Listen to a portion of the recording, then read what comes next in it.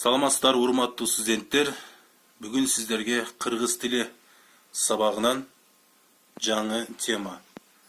Кыргыз тилиндеги синоним, амоним, антоним сөздөрү. Талкуулануучу суроолор.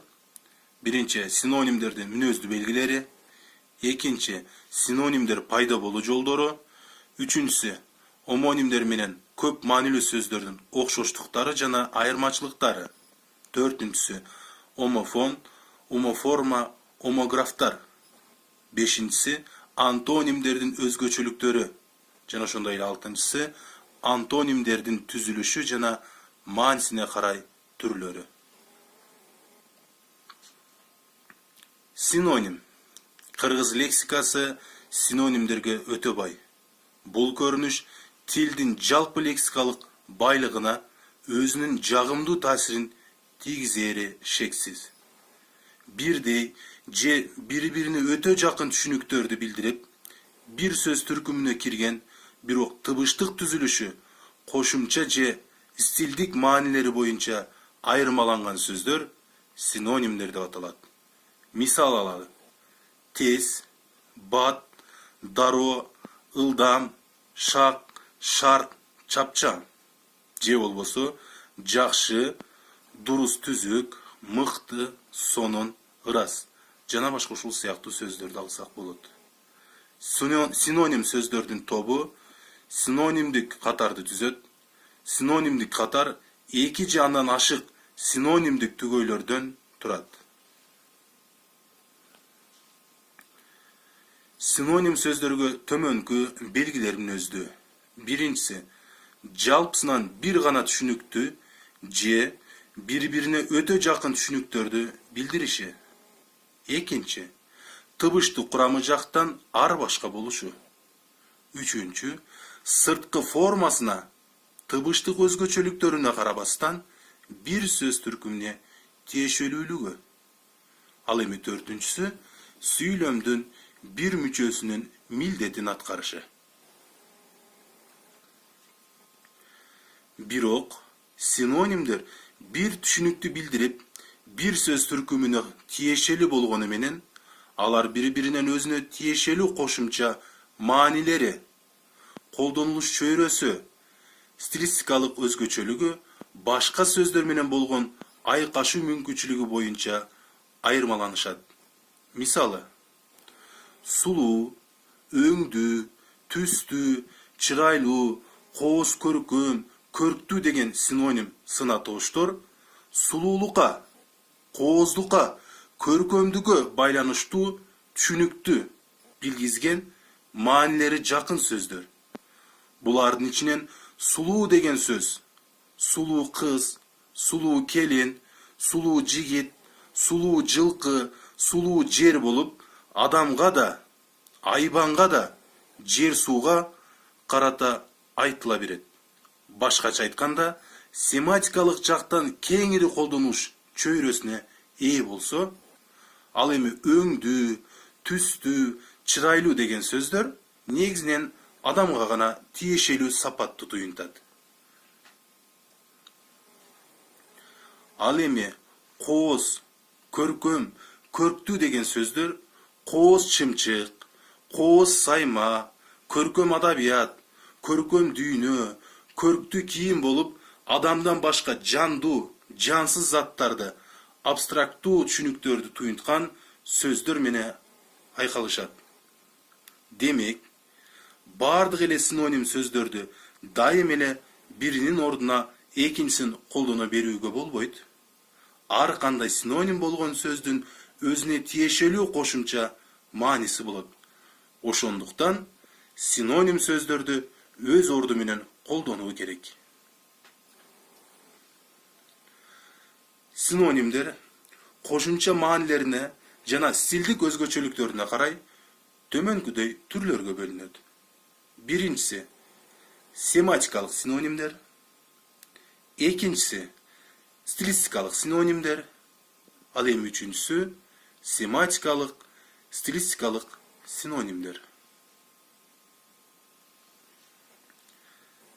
Семантикалык синонимдерге бирдей түшүнүктү билдирип, koşumça manileri boyunca ayırmalangan sözdür kiret. Misal alalım. Mugalim, okutucu. Ayran, cuurat. Ayır, tıt, cırt. Ayda, ik, dik. Stilistikalık sinonimdir. Tuyuntkan manilerini birday, birok tigilce bul stilge tiyešelülügü, ce, imunaldık eksprettülügü boyokçosu boyunca ayırmalangan sözdür. Misalı, avtomaşina, döngülük, araba, könkü, ce olgusu, pakta, kebez, ağaltın. Sematikalık, stilistikalık sinonimlerge koşumça manileri boyunca da, istildik manileri boyunca da ayırmalangan sözdür kiret. Alarga misal keltire turan bolsok, aksa, çoloңdu, tökөрөңdü, aksaңды, сылтты деген сыяктуу. Кыргыз тилиндеги синонимдер негизинен төмөндөгүдөй жолдор менен пайда болот. Кыргыздын айрым төл сөздөрү уңгу түрүндө туруп, бири-бирине синонимдеш болот. Мисалы, эп, ык, кек, өч, бут, аяк, тамагаш сыяктуу. Экинчисин ала турган болсок, сөз жасоочу мүчөлөр аркылуу синонимдер түзүлөт. Мисал ала турган болсок, лык жана чылык мүчөсүн ала турган болсок, тынчтык, тынччылык, жаштык, жашчылык деген сыяктуу. Сыз жана бей мүчөсү аркылуу ала турган болсок, күнөөсүз, бейкүнөө, ч мүчөсүн ала турган болсок, кызматчы, кызматкер, кароолчу, күзөтчү, үч мүчөсүндө сүйүнөч, таяныч, же болбосо далдала, калкала жана башка ушул сыяктууну алсак болот. Диалектикалык сөздөр адабий тилдин жардамчы булагы катары синонимдерди түзүүгө катышат. Мисалга ала турган болсок буларга чака, челек, жумуртка, тукум, же болбосо уй, сыйыр сыяктуу сөздөр. Кабыл алынган сөздөрдөн да синонимдер пайда болот. Мисал ала турган болсок, адам, киши, асман, көк, эл, журт, калк сыяктуу сөздөрдү алсак болот. Жана ошондой эле фразологизмдер да сөзгө синоним катары колдонулат. Мисалы, беш өрдөгүн учуруу, калп айтуу, эгиз козудай, союп, каптап койгондой, окшоштукталат. Колунан көөрү төгүлгөн, чебер адамды алсак болот. Жумурткадан кыр издөө, кылдан кыйкым табуу, бул кыйкымчыл инсанды билсек болот. Жана ошондой эле синонимдердин пайда болушуна эфемизм жана табуу сөздөрү да себепчи болгон. Биздин кезектеги темабыз бул омонимдер. Кыргыз тилиндеги тыбыштык жактан бирдей болуп, бирок ар башка маани билдирген сөздөр булар омонимдер деп аталат. Мисалы, сан деген сөздүн маанилерин карасак, биринчи, буттун жамбаштан тизеге чейинки бөлүгү. Ал эми экинчисинде математикалык түшүнүк. Ал эми үчүнчүдө газета, журналдын улам чыга турган номери. А төртүнчүсү көптүкчө жекеликтин билдирүүчү грамматикалык категория. Бешинчи жакты карай турган болсок, өтө көп, эсен жеткис. Демек, омонимдер айтылышы, жазылыш окшош, бирок бири-биринин мааниси аркылуу айырмаланат. Омонимдердин 3 түрү бар. Булар амоформалар, омофондор жана омографтар. Мааниси ар башка, бирок айтылышы менен жазылышы бирдей болгон грамматикалык формалар же болсо кээ бир грамматикалык формалардын башка бир сөздөргө тыбыштык түзүлүшү боюнча окшошуп айтылышы бул амоформалар деп аталат. Мисалга ала турган болсок, асыл бул сынаточ, асыл этиштик туюк мамилеси.